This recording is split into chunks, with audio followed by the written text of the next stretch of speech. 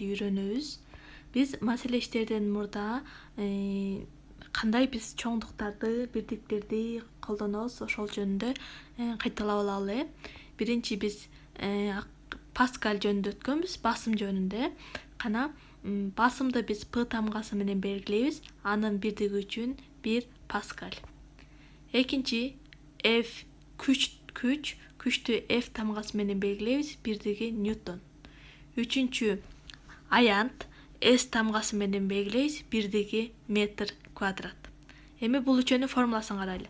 Басымдын формуласы P барабар F бөлүнгөн S. Күчтүн формуласы P барабар F барабар P көбөйтүлгөн S. Ал эми аянттын формуласы S барабар F бөлүнгөн P. Эми биз биринчи маселеге көңүл буралы. Сөз түрдө маселенин берилиши берилген. 20 метр квадрат аянтка 80 ньютон күч аракет этти.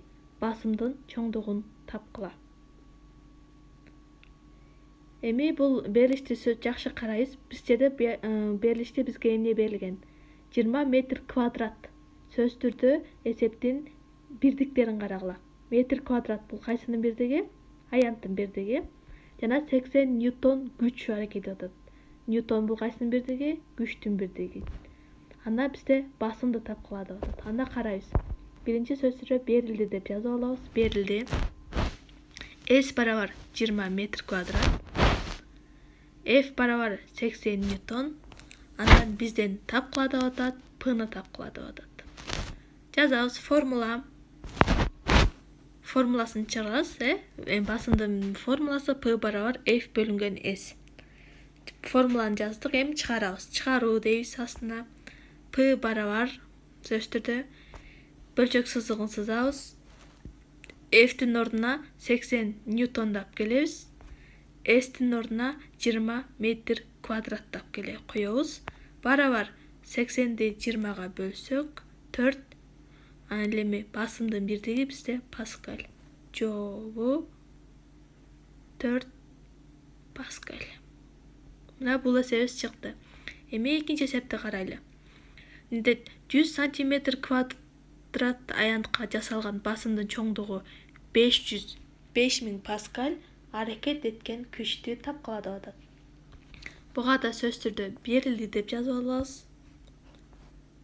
Берилди. Анда бизге эмне берилип атат? Сантиметр квадрат аянтка деп атат. Значит, аянт S барабар 100 сантиметр. Жасалган басымдын чоңдугу деп атат. Басым 5000 Паскаль. Анда аракет эткен күчтү тапкыла деп атат. Бизден F'ти тапкыла деп атат. Эми карагыла. Бизге бул жерден аянттын бирдиги системасында бирдиги метр квадрат. Бирок бизге эсепке сантиметр квадрат менен берилген. Сөз түрдө буну биз системасына келтирип алабыз. Сантиметр квадратты метр квадратка айландырабыз. Аны үчүн эмне кылабыз? 100 сантиметр квадратты бөлөбүз 10 миңге. Барабар 0,1 метр квадрат. Анда жазабыз бул жерге 0 барабар 0,1 метр квадрат. Сызабыз. Эми формуласын табабыз. Күчтүн формуласы F барабар P көбөйтүлгөн S. Анда чыгаруу. F барабар дейбиз дагы 5000 Паскальды көбөйтөбүз 0,1 метр квадратка. Сөз түрдө эсеп жазганда жанына бирдиктерин жазып жүрөбүз. Барабар 50 ньютон. Жообу 50 ньютон. Күчтүн бирдиги ньютон. Эми биз үчүнчү эсепке көңүл буралы. Үчүнчү эсебибиз бир аз башкачараак. Мында да кичине жаңы чоңдуктар менен колдонобуз. Бийиктиги 0,5 метр керосин катмары идиштин түбүнө кандай басым жасайт? Биякта бизге берилди деп жазабыз сөз түрдө. Бизге бийиктик дегенди биз h тамгасы менен белгилейбиз. H барабар 0,5 метр. Эми бизге бияка керосин деген бул суюк зат. Буга бизге керосиндин тыгыздыгы керек. Ро барабар 800 килограмм бөлүнгөн метр куб. Биз буга чейин тыгыздык деген теманы өткөнбүз. Китебиңерден ачып, таблицадан карасаңар болот. Андан кийин бизге ж керек. Ж деген бул эркин түшүүнүн ылдамдануусу. Буну да биз мурунку темалар өткөнбүз. Жнын мааниси булар бардыгы турактуу сандар. Жнын мааниси 9,8 метр бөлүнгөн секунда квадрат.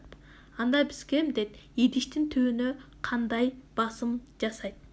Анда бизге P басымды тапкыла деп атат. Жазабыз формула P барабар ро ж h. Чыгаруу.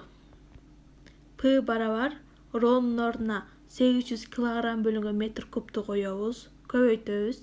Жнын ордуна 9,8 метр бөлүнгөн секунда квадратты коебуз, көбөйтөбүз. H'тын ордуна 0,5 метрди коебуз, барабар 800'тү көбөйтүп 9,8ге аны көбөйтөбүз, 0,5ге көбөйтсөк 3920 паскаль болду. Басымдын бирдиги паскаль, анда биз паскаль деп жазабыз. Жообу 3920 паскаль болуп эсептелинет. Балдар, эми биз жогоруда 3 маселени карадык. Эми ошол 3 маселени карап, жакшырап түшүнүп, бул төмөндөгү 3 маселени чыгарып мага жөнөтөсүңөр.